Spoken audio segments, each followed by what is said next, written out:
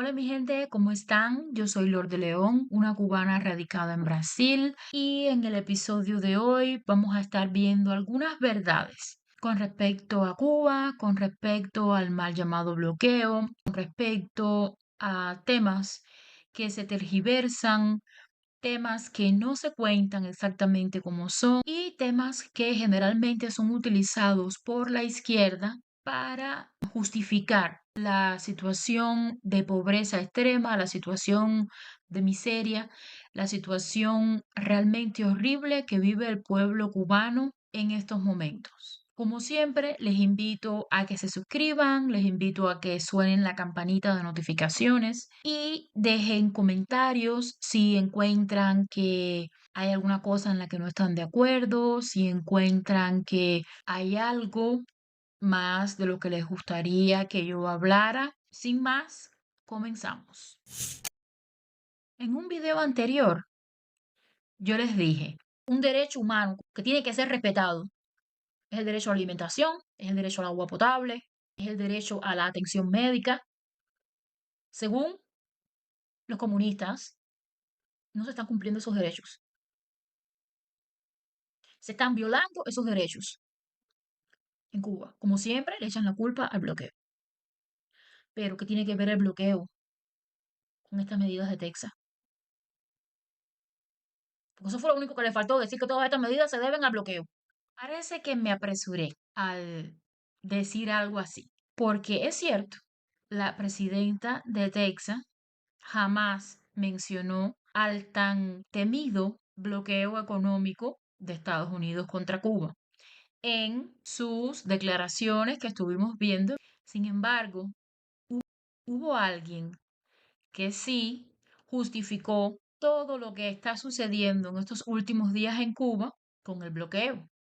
Esta persona fue nada más y nada menos que el mal llamado presidente de Cuba, Miguel Díaz-Canel Bermúdez. Vamos a ver en unos instantes las publicaciones que él hizo en X, la red social que anteriormente se llamaba Twitter. Vamos allá.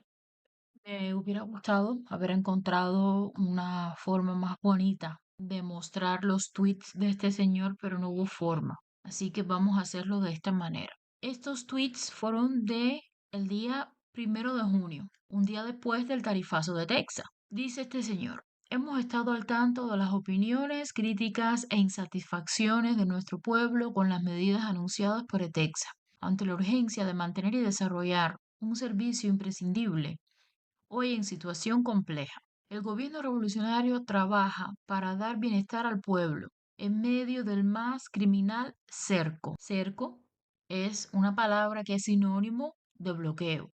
Ninguna medida que limita beneficios nos agrada y es nuestro deber explicar exhaustivamente cada paso que se da para esquivar las estocadas del, ahí está, bloqueo. Se han trabajado opciones para los sectores más vulnerables, entre ellos nuestros queridos estudiantes. De todas estas cosas vamos a estar hablando en un próximo Desde la Presidencia. Ese Desde la Presidencia es el podcast que él tiene, porque como sabe que en Cuba casi nadie tiene corriente, que casi nadie ve la televisión, pues entonces se hizo un espacio en YouTube para que lo vieran por allí. Eso es todo lo que él tenía que decir en ese momento con respecto al tarifazo de Texas. Bien. Lamentablemente, para el pueblo cubano que vive en la isla, estos sinvergüenzas siempre utilizan el bloqueo para todo, para justificar todo. Hay escasez de agua, es culpa del bloqueo. Hay escasez de alimentos, es culpa del bloqueo. No hay medicamentos en las farmacias, es culpa del bloqueo. Pero, ¿realmente existe un bloqueo a Cuba? Vamos a ver ahora una publicación que encontré que explica un poco sobre el bloqueo y sobre realmente cómo afecta al pueblo cubano. Fue el 1 de enero de 1959 cuando una unidad del ejército rebelde ingresó a La Habana, marcando el triunfo de la Revolución cubana liderada por Fidel Castro y el derrocamiento de la dictadura de Fulgencio Batista. El triunfo generó desconcierto y expectativas en toda la región. Sin embargo, desde un inicio, Las relaciones entre el nuevo gobierno revolucionario y Estados Unidos fueron extremadamente tensas y han estado caracterizadas especialmente por el embargo o bloqueo, como lo llama Cuba, al cual el gobierno de Miguel Díaz-Canel ha culpado por las recientes protestas por la situación económica y la falta de libertades en el país. Pero, ¿en qué consiste exactamente este embargo que mencionan los castristas? En 1960, Cuba comenzó una ola de nacionalizaciones que afectó intereses estadounidenses por un valor de $1.000 millones. Nacionalizaciones. Entiéndase que lo que hicieron fue quitarle todo el dinero a la gente rica, quitarle todas sus propiedades a los ricos, sus empresas, sus negocios, sus casas, sus carros, el dinero que tenían en los bancos. Esas son las mal llamadas nacionalizaciones. Las empresas eran nacionales, las empresas estaban en el país. Ellos lo que hicieron fue quitarle la propiedad de todo eso a los dueños, incluyendo tierras y refinerías de azúcar en la isla. En consecuencia, el entonces presidente de Estados Unidos, Dwight Eisenhower, estableció ese mismo año el primer embargo que prohibió las exportaciones de Estados Unidos a Cuba, excepto medicinas y algunos alimentos. Pero fue en febrero de 1962, en plena Guerra Fría, cuando el gobierno de John F. Kennedy amplió el embargo, extendiendo las restricciones a las importaciones cubanas, en base a la Foreign Assistance Act, aprobada por el Congreso en 1961 y que permitía al presidente imponer estas medidas como consecuencia de la nacionalización por parte de Cuba de los bienes y empresas extranjeras, en su mayoría propiedad de estadounidenses. Es así que las sanciones fueron escalando luego de la completa interrupción de las importaciones de caña de azúcar del país. La medida de embargo buscaba que el gobierno cubano avanzara en la compensación de ciudadanos estadounidenses por las nacionalizaciones de empresas. O sea, el presidente Eisenhower, de entrada, lo que hizo fue prohibir exportación de Estados Unidos hacia Cuba que no fuera alimentos y medicamentos. Y luego, el otro presidente, Kennedy, creo que fue el que dijeron, recrudeció eso aún más, prohibiendo la entrada de cualquier tipo de importación de Cuba a Estados Unidos. Ahora mi pregunta es, hasta el momento lo que hemos visto es esto, mi pregunta es, Cuba no comercia con Estados Unidos, no permite que vayan exportaciones que no sean comida y medicamentos. Entonces, ¿por qué la situación en Cuba está tan terrible? Porque está bien, Cuba no comercia directamente con Estados Unidos porque son enemigos históricos, porque el bloqueo, bla, bla, bla. Pero Cuba comercia con todos los demás países del mundo. Cuba comercia con Brasil, con Argentina, con China, con Rusia, con España, con Italia, con Venezuela. Cuba comercia con sus aliados históricos e incluso comercia con todos los demás países del mundo que no sean Estados Unidos. Entonces, ¿por qué se muere la gente de hambre en Cuba? Entonces, ¿por qué no hay electricidad en Cuba? Entonces, ¿por qué no hay medicamentos en las farmacias de Cuba? En los siguientes años, el embargo quedó más reforzado con el gobierno de Bill Clinton y las leyes Cuban Democratic Act de 1992 y Cuban Liberty and Democracy Solidarity Act de 1996. Este último, conocido como la Ley Helms-Burton Act, eliminaba la posibilidad de hacer negocios en el país o con el gobierno cubano, ya que no es posible utilizar dólares para llevarlas a cabo.